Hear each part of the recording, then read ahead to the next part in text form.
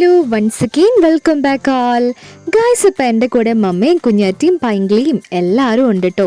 അമ്മച്ചി മാത്രമല്ല, നമ്മൾ ഇന്ന് പുറത്ത് പോവാണ് കേട്ടോ. അപ്പം നല്ല വെയിലുണ്ടായിരുന്നു. നമ്മൾ കയ്യിൽ കൂടെ എടുത്തിട്ടുണ്ട്. നടന്ന് നമ്മളിപ്പം നരസിപ്പുഴേൻ്റെ പാലത്തിൽ, നമ്മുടെ വലിയ പാലത്തിലെത്തി. ഈ വലിയ പാലം നിങ്ങൾക്ക് ആർക്കെങ്കിലും ഓർമ്മയുണ്ടോ? നമ്മുടെ വെള്ളം കയറിയ സമയത്ത് ഈ പാലത്തിൻ്റെ അവസ്ഥ ഇതൊന്നും അല്ലായിരുന്നു. നമ്മുടെ ഈ കാണുന്ന കുഞ്ഞു നരസിപ്പുഴ വലിയൊരു അതിഭീകരമായ പുഴയായിട്ടാണ് അന്ന് ഒഴുകിയത്. ഇന്ന് നോക്ക് എന്ത് കാം ആൻഡ് ക്വയറ്റാണ്. അപ്പം നമ്മുടെ പാലത്തിൻ്റെ അപ്പുറം ഇപ്പുറയും നല്ല വലിയ മരങ്ങളും ഇല്ലയൊക്കെ ഉണ്ട് കേട്ടോ. അപ്പം നമുക്ക് ഇരിക്കാൻ അടിപൊളിയായിട്ടുള്ള ഏരിയ ഒക്കെ ഉണ്ട്. പുഴയിലേക്ക് വീഴാതെ മാത്രം നോക്കിയാൽ മതി, നല്ല അടിപൊളിയാണ്. പക്ഷേ ഇപ്പം നമ്മുടെ പാലത്തിൻ്റെ കാര്യം കുറച്ച് കഷ്ടമാണ് കേട്ടോ. ഈ മഴക്കാലത്തൊക്കെ വെള്ളം കയറി നമ്മുടെ പാലം ഇങ്ങനെ പോയിക്കൊണ്ടേയിരിക്കുകയാണ്. ഞാൻ ഫസ്റ്റ് വന്നപ്പോൾ നിങ്ങൾ ആ സൈഡിലെ ഒരു വ്യൂ കണ്ടിട്ടുണ്ടാവും. നമ്മുടെ വണ്ടികളെല്ലാം പോകുമ്പം നല്ല കഷ്ടപ്പാടാണ് കേട്ടോ. അങ്ങോട്ടേക്ക് മറിയാനുള്ള നല്ല ചാൻസ് ഉണ്ട്. അപ്പം നമ്മുടെ റോഡ് നന്നാക്കണം എന്നാണ് ഞാൻ പറഞ്ഞു വരുന്നതിൻ്റെ വേറൊരു കാര്യം. അപ്പോൾ നമ്മുടെ പുഴ കാണാൻ നല്ല ബ്യൂട്ടിഫുൾ ആണ്. അപ്പം ഞാനിവിടെ ഇരിക്കുമ്പം ഈ ഒരു ചെടി കണ്ടില്ലേ, ഒരു ടൈപ്പ് ചെമ്പരത്തിപ്പൂ പോലത്തെ പൂവാണ്.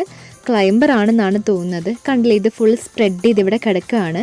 ഇതിവിടെ ആരും കൊണ്ട് നട്ടതല്ല കേട്ടോ. നമ്മുടെ ഈ ചെടി തന്നെ ഇവിടെ സ്പ്രെഡ് ആയതാണ്. എന്തൊക്കെയായാലും നല്ല മുള്ളുള്ള ചെടിയാണ്. മാത്രമല്ല നമുക്ക് വലിയൊരു തണലാണ് ഈ ചെടി തരുന്നത്. അപ്പം നല്ല ബ്യൂട്ടിഫുൾ ആയിട്ട് നമ്മുടെ പ്രകൃതി തന്നെ ഒരുക്കിയേക്കുന്ന വലിയൊരു ആർച്ചാണ് കേട്ടോ. ഇതാണ് നമ്മുടെ ഫ്ലവർ. നല്ല സൂപ്പർ ഫ്ലവറാണ്.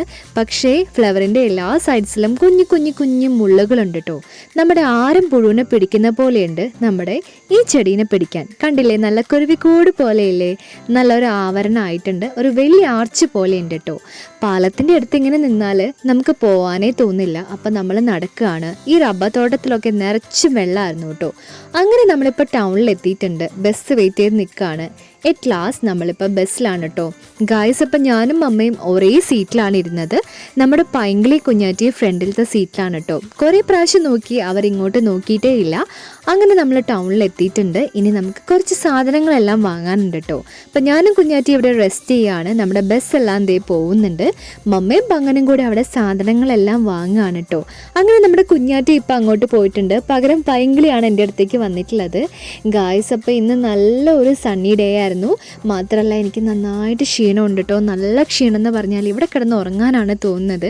ഏതോ ഒരു കടേൻ്റെ ഫ്രണ്ടിൽ ഇരിക്കുകയാണ് നോക്കൂത്തീനെ പോലെ. നല്ല ക്ഷീണമുണ്ട്, നിങ്ങൾക്ക് കണ്ടാൽ അറിയാം. അങ്ങനെ നമ്മൾ സാധനങ്ങളെല്ലാം വാങ്ങി ഇനി നേരെ വീട്ടിലേക്ക് പോവുകയാണ്. വേറെ ഒരു പരിപാടിയില്ല, ഉറങ്ങാനാണ് കേട്ടോ. അപ്പോൾ എല്ലാവർക്കും ബൈ ബൈ.